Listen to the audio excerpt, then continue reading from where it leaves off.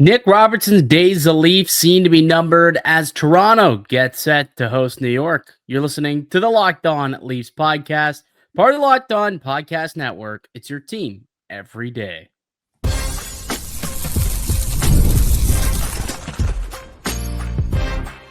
You're Locked On Maple Leafs, your daily podcast on the Toronto Maple Leafs.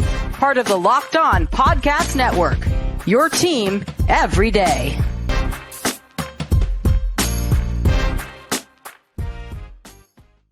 Hello and welcome into the Locked On Leafs podcast, a daily Maple Leaf-centric podcast hosted by myself, Mike DiStefano, and my co-host, Dave Morssutti. Today's episode is brought to you by Gametime. Download the Gametime app, create an account, and use the code LOCKEDONNHL for $20 off your first purchase. Got the Rangers in town tonight taking on the Maple Leafs. Go check out the tickets on Gametime. You can get them super cheap. You can get $20 off your first purchase using the promo code Locked On NHL. What's happening, Dave? How you feeling on Thursday? I was gonna say super cheap. Well, cheaper than you find on Ticketmaster. Cheaper, yes, cheaper than you'll find, elsewhere. It's one of the cheapest spots you can get tickets at the very least, and you can get $20 off using the promo code. So there you go. Shout out to Game Time. That's a beer. It's a beer, everybody.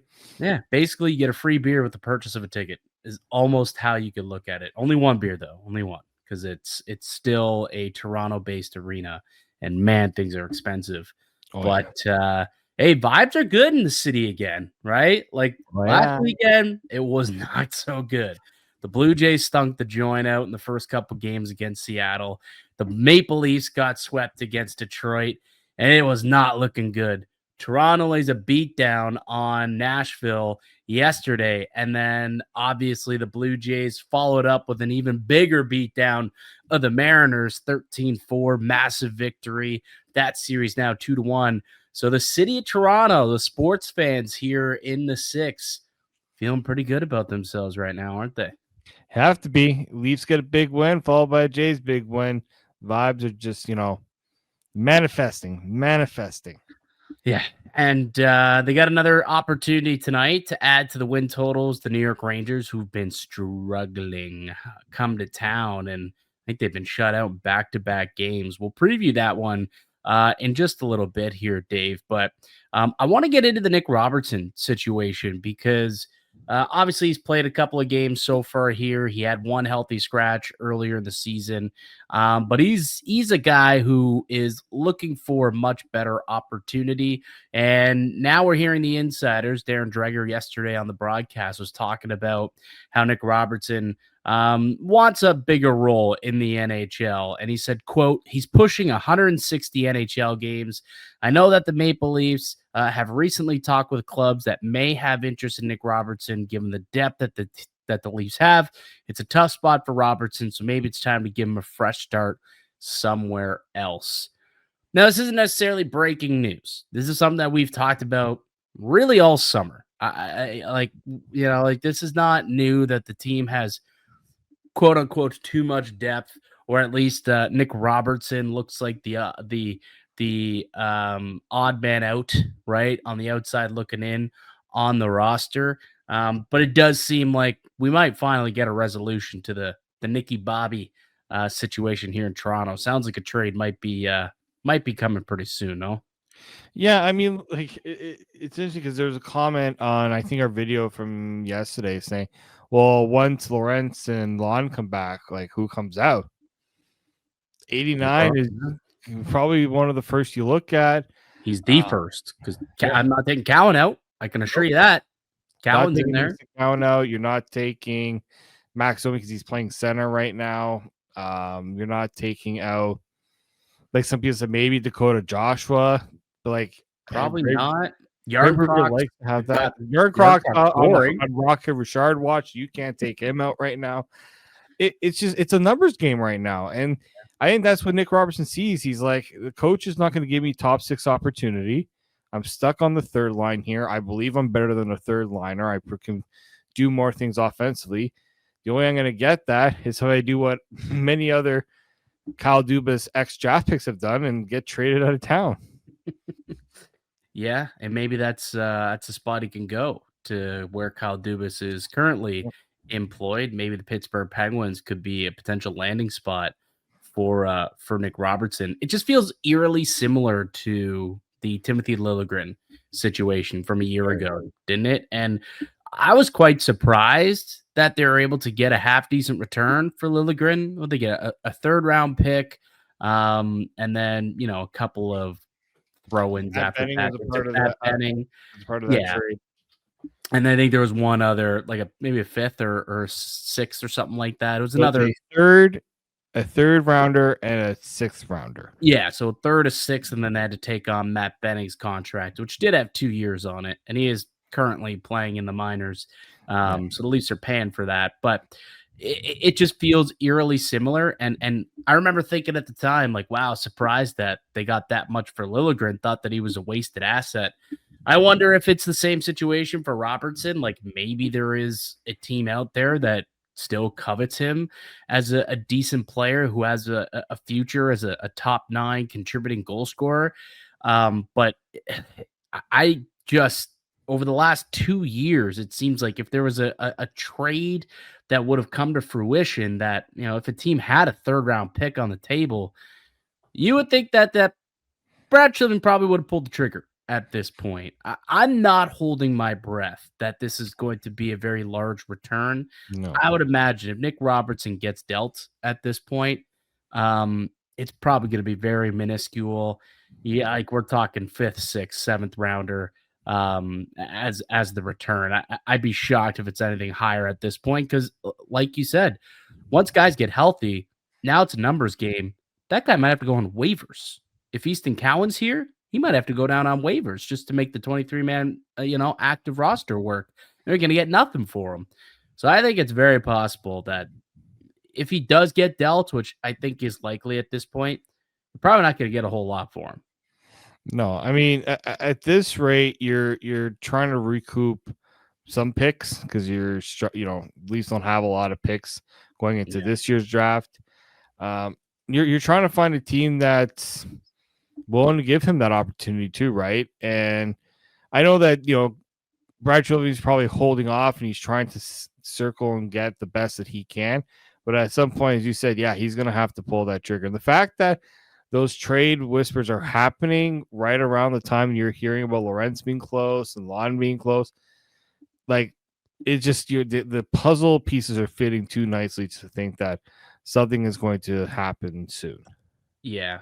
So Dave, the question is like, what teams around the NHL make sense for Nick Robertson?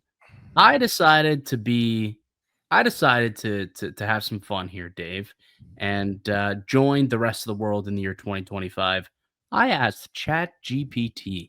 Oh, yes. You went to chat. I asked ChatGPT which NHL teams should be interested in Nick Robertson. That's what I asked. I got the following teams: the Pittsburgh Penguins at number 1, which I think we all expected. And it went on to say, partly because of Kyle Dubas's previous connection, being the former GM that drafted Robertson, also mentioned that they could use a scoring winger who might cost a little bit less in salary. So that was the reasoning for the Pittsburgh Penguins. Another team, the Columbus Blue Jackets, have been mentioned as a possible destination. The reasoning there, they have younger players, are in a rebuild-ish or retooling phase, and may be willing to give Robertson more consistent ice time.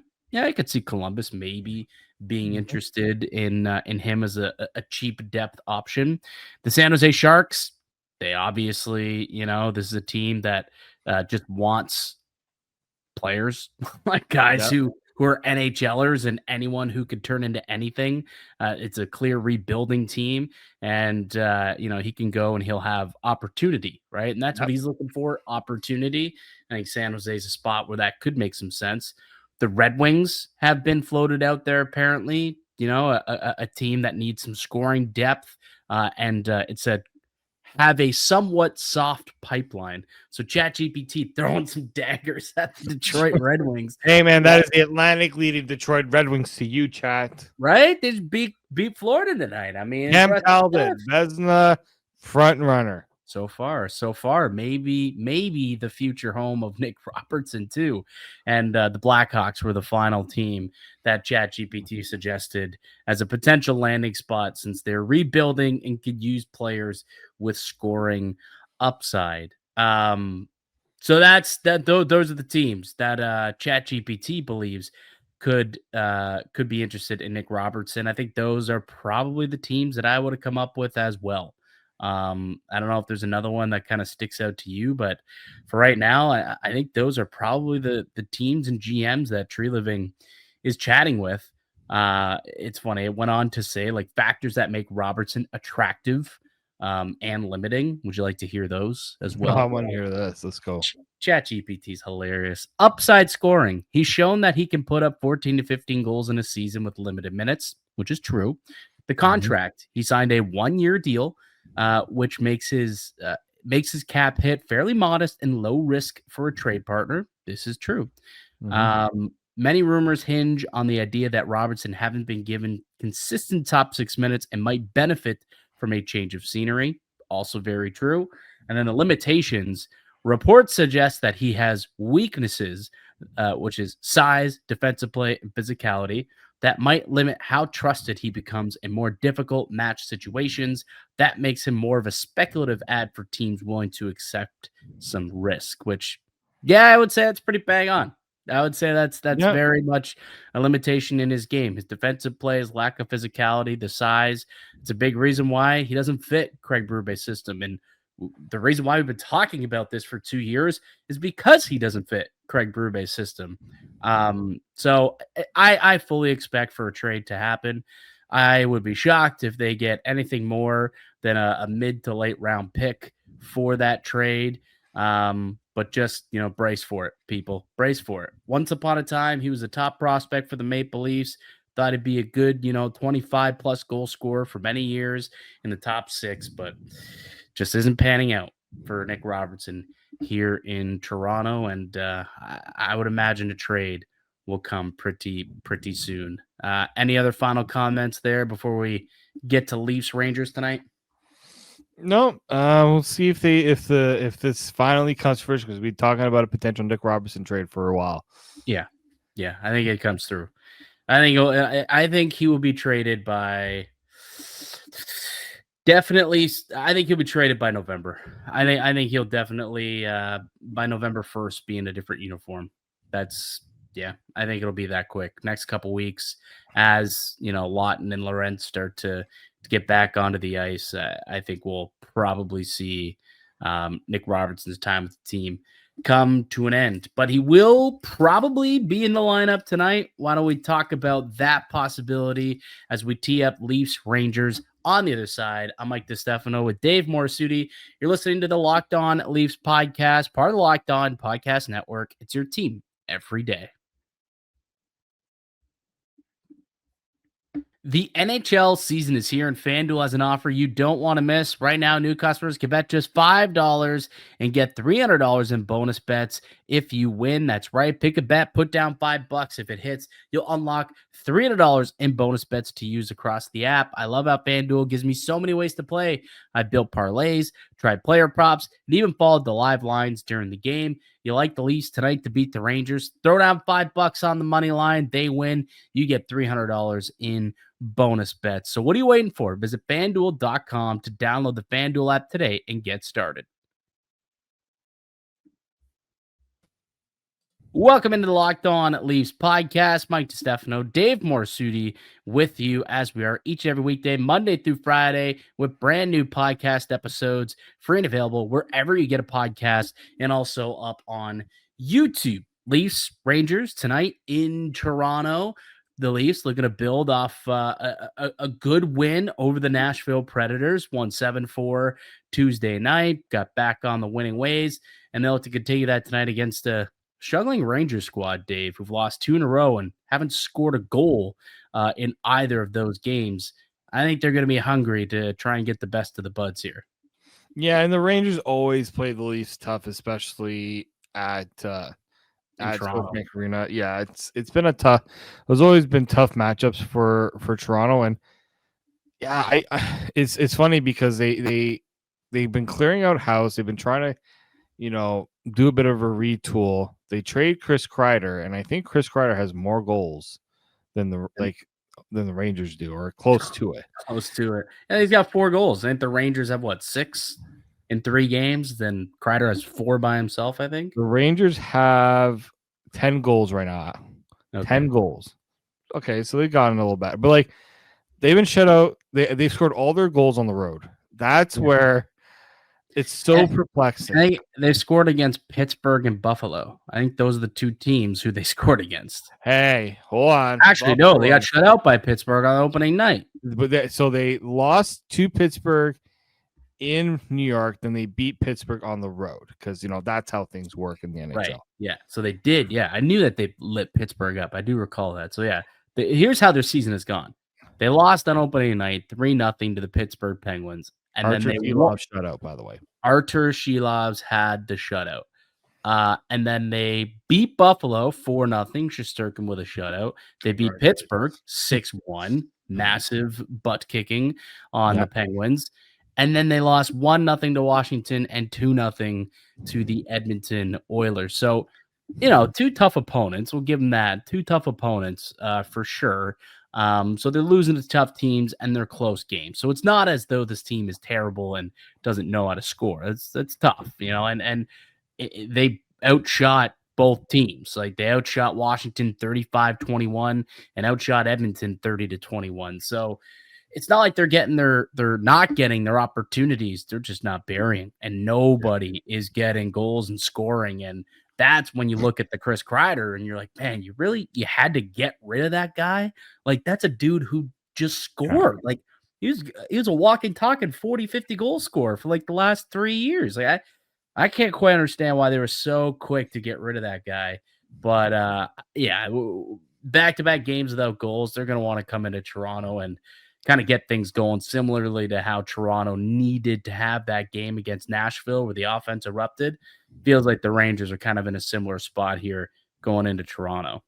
Yeah, and Toronto's had a hard time keeping the puck out of the net. So if you're the Rangers, you're like, we got a chance. We score better on the road anyways.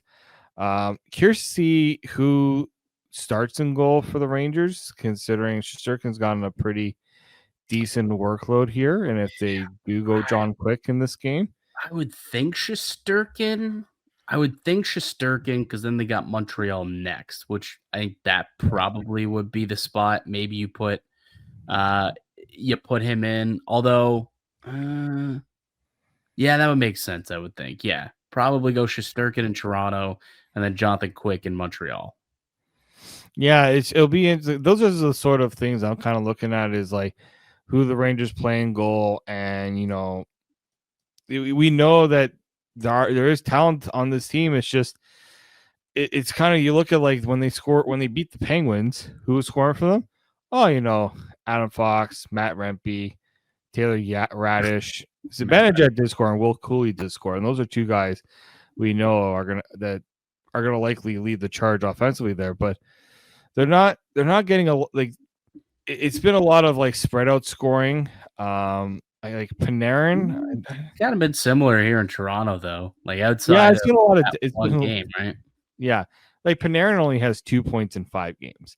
That's not very Panarin like, and he's playing a lot, and like there's just a lot of weird things also going on there with Mike Sullivan in there. So maybe it's just a bit of a feeling out process. He's not going to be a very patient coach with this. He's always willing to speak his mind when things aren't going right, and he's going to hold his players accountable. So I'm wondering if there's a bit of just new coach trying to sort things out here. But I know a lot of people in New York right now are just very unhappy. I mean, first off, the Yankees get dusted by the Jays. That's already a city that's in a bit of in shambles, and you add that the Rangers are absolutely a bit of a tire fire by getting shut out on their first 3 home games. Yeah, they got Cam Scatterbo. New York. Jackson Dart. Come on now. Here's a stat for you that's kind of insane when you actually think about it. So the Rangers are 2-3 this year, 2 wins, 3 losses. They have a goals against of 0.8. and they have a .964 save percentage this year, and somehow are 2-3. How's that possible? I don't know. It's so perplexing. I literally don't understand how that's possible for the Rangers goaltenders to be allowing less than a goal a game, a .964 save percentage, yet they've got losing records. That's how bad the offense has been. Like that's what that says. And I mean, the last two games, right? They have been outscored 3-0 the last two games. So it's not like they're getting pumped, right? Like Shesterkin's doing everything he can. He gave up one goal to Edmonton, or one goal to Washington, one goal to Edmonton. I think maybe even an empty netter after that. So yeah, it's Toronto. Like Toronto had a hard time with Cam Talbot on Monday. Yeah, either goaltender is going to give a very tough matchup for the Leafs. Like it's not going to be a walk in the park. Well, yeah, and think about Toronto scored 7 goals in their last game. That was against Justice Anunen, and 2 of them were empty netters. So they scored 5 times on Justice Anunen. A lot of those goals were kind of fluky. You know what I mean? Like it wasn't like a lot of them were great, terrific plays. I think you could look at maybe Matthews goal. Yeah, that one. And I guess maybe like the Tavares one, but even then, that's just like bad rebound control and the fact that he was way out of his net gave Tavares an open net, right? So you're not going to have that with Shesterkin. They're going to have to, come up with some better ways to create offense. I don't think they're going to get a lot of lucky goals and bad goaltending. So much better test, I suppose, to see where the Leafs offense truly is. But that's the beauty of playing New York and playing Igor Shesterkin, right? Get an opportunity to see where you're at against a top tier goaltender. Why don't we come back? We'll dive into the lineups, who's expected to play tonight, or players to watch, and the keys to the game. That's all next here in the Locked On Leafs podcast, part of the Locked On Podcast Network. It's your team every day.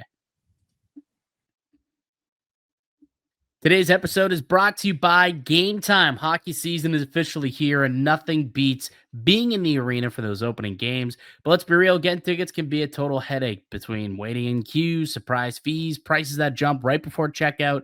It's easy to get frustrated when all you want to do is cheer on the Buds. That's where Gametime comes in, the app that gives fans the advantage. It's your ultimate life hack for scoring amazing NHL tickets fast, easy, and stress-free. I recently used Gametime to grab some seats for the Jays in the summer, and it couldn't have been simpler. I had great seats in minutes. I love that you can also see what you're paying right up front. No hidden fees at the checkout. And I could see exactly what my view looked like before I even bought the tickets with their in-app seat view feature. You can even find NHL tickets for under $25 at select cities. So take the guesswork out of buying NHL tickets with Gametime. Download the Gametime app, create an account, and use the code LOCKEDONNHL for $20 off your first purchase. Terms apply. That's the code LOCKEDONNHL for $20 off. Swipe, tap, ticket, go. The Locked On Leafs podcast continues. Mike DiStefano, Dave Morssutti with you as we are each and every weekday, Monday through Friday, with brand new episodes of the Locked On Leafs podcast. Subscribe to the show wherever you get a podcast. All right, Dave, let's take a look at what the lineups are going to look like tonight. You want to start with the Leafs or the Rangers? Let's start with the Leafs, because I'm sure you and I both have a question mark for this Leafs lineup going into tonight. So here's the lineup. If you're watching on YouTube, you could take a peek at it. Here's the lineup that we had against Nashville. Nyes, Matthews, Cowan, Michelli, Tavares, Nylander, McMahon, Domi, Robertson, Joshua, Waugh, Yarncroc. We expect no differences in net or in on defense. Well, actually, Stolarz will start over Caden Primo, obviously. But up front, the big question that you said, obviously, Steven Lorentz appears that he could be ready to go for tonight's game. Does Steven Lorentz check back in after the Leafs finally got some offense? Does he check back into this game, or do you roll with this lineup one more night before bringing him back into play here? I can't help but think of this, that when you heard Berube talk about it, he wanted to give him one more game. Like he's ready to put him back, but he just wants to be extra sure. And I could definitely see a scenario of him coming back. And I actually know how they can make it. I mean, the easiest way to make it work is you put Yarncroc on the third line and you put Lorentz on the fourth line. And you take Robertson out. That's how I can kind of see that playing. But don't you need to showcase, like if you're trading Robertson, don't you got to showcase him a little bit here? Yes, you can. The problem is, okay, if you're going to showcase Robertson, you're not taking Yarncroc out. You might. Like, I get it, he's scoring, but you might, or you just keep Lorentz out of the lineup for a night. Wow. It's going to be tough at some point. You can't be like... Even Lorentz, a fourth liner. It's not true, like I know. About Austin Matthews or Matthew Nyes here, man. Like, he's not a must, jam into your lineup type of guy. No, but, it'll be at some point, it's going to be like, you can use a bit of that defensive presence lower in the lineup too, because yes, I guess that's where, okay, Yarncroc's scoring, but and the defense is not bad from him. That's why I'm suggesting you can at least have that two-way ability there. But if they're truly... Also, do you want to risk Robertson getting hurt? Because I hate to say it, the guy's not a badge of health either. I mean, unless they're close to a deal. Like, if they're just spitballing ideas, then yes, you keep him in the lineup. But if there's a potential offer that's close... Well, if there's an offer, you take it. I mean, you don't play the guy if they're if something's on the 10-yard line. You're not going to play the guy at that point, because at that point you're just crossing T's and dotting I's. You're not negotiating anymore. You're just trying to figure out the finer details, and it doesn't matter. Robertson could have a hat trick, or he could go and he could be a -6 in a game. That trade still is going to happen regardless. So that's a different story. If something's heavily in the works, yes, take him out, and it doesn't matter because he's not going to be a Maple Leaf in the next 24 hours after that. Anyways, but if you're trying to drum up interest, and you got to showcase the guy, you got to let him play games. That's the only way you're going to get something out of Nick Robertson. So I think it is a very interesting, worthwhile discussion that they're going to have with Brad Treliving and Coach Craig Berube, because I do bet, to your point, Berube's going to probably want to put Lorentz in the lineup. But I think, you could also argue that the man up top could trump that and be like, we got to give Robertson a couple of games. A couple teams want to see him and watch him play still. And we'll see who wins that battle, I suppose, based on what the lineup looks like tonight. Yeah, I mean, and we don't know, how far. Like, we've heard that he's talking, but we haven't really heard even how many teams are interested in all that. So it could just be Dude, there could be no teams interested. Like, it's also a possibility. He could just be, hey, you want Robertson? Nah, we're good. You want Robertson? We'll give you a conditional something. It's like it could just be one of those where he's throwing the name out there and teams like, we're not going to bite. We're not going to make your job easy. Mm-hmm. Yeah. Actually, look up his contract quickly. I'm curious if it was mainly signing bonus. See if there was a big signing bonus paid out there, or if it's just straight salary. Because if it's signing bonus, then I think they'll have a much easier time moving him, because then he just won't have a whole lot of money to pay out the rest of the way. He did not have a signing bonus. It's straight up 1.825. So, at this point, there's probably still 1.6 million of that's going to have to get paid out. So makes it a little bit more difficult than if there would have been a signing bonus involved. But either way, I think that is going to be the discussion. Lorentz or Robertson, right? Like, Robertson's the only guy I think you take out of the lineup, I guess. But I think one of those two will be in the lineup. I'd be shocked if both of them are in the lineup. All right, Dave, let's take a look at the Rangers lineup tonight. You've got Artemi Panarin with Mika Zibanejad and Alexis Lafreniere, Will Cooley, JT Miller, and Connor Sheary. Johnny Bodzinski. I have never heard of this Alaba character. When I was taking a look at the lineup, I was like, who is this guy? But he's the third line center of the New York Rangers, along with... I wonder why they're having a hard time scoring, Mike. Yeah, Taylor Radish on the third line as well. And then Matt Rempe, Connor Carrick, and David Edstrom on the fourth line. I mean, there's no depth. You talk about a team who might actually be a fit for Nick Robertson. I mean, Nick Robertson or Connor Sheary. Like Connor Sheary was a PTO guy. Like you might. I understand. Connor Sheary's got a lot of experience in the NHL, and he's played a lot of games, and he once had 23 goals in a season. He's playing with Sidney Crosby. That is also true. He's also 33. I would take my bets with the Nick Robertson being able to give you a bit of that, more of that scoring punch in your top six than Connor Sheary. Like, I don't know what the Rangers' plan is. I really don't. Like, someone's like, are they trying to be bad just to go after McKenna? Like, I doubt it, man. They do have their first round pick for a change. Well, if they were trying to be bad, then they would probably look to move out a lot more guys and bring in, get younger. But yeah, you don't trade for JT Miller last year. You don't sign Gavrikov in the offseason. Like, you don't sign Shesterkin to a long-term deal if you're bottoming out. So yeah, it's not a team that I think is looking to be bad. They just can't score. And that's why they've got a couple of decent guys, but a lot of them aren't performing. Like you mentioned it earlier, Panarin, 2 points. Hold on, let me pull up the rest of the roster here. Panarin, 2 points. JT Miller, 3 points. Alexis Lafreniere, 2 points. Like, these guys just aren't doing it. Mika Zibanejad has 1 point.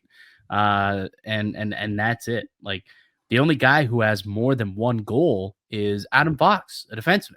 Like, no other player has scored more than 1 goal outside of Adam Fox this season for the New York Rangers. So yeah, Toronto, although we say all of this, it would be very peak Toronto for them to put up a touchdown tonight against the Maple Leafs, and similar to the way that Toronto did against Nashville the other night. All right, let's quickly take a peek at our locked on player to watch.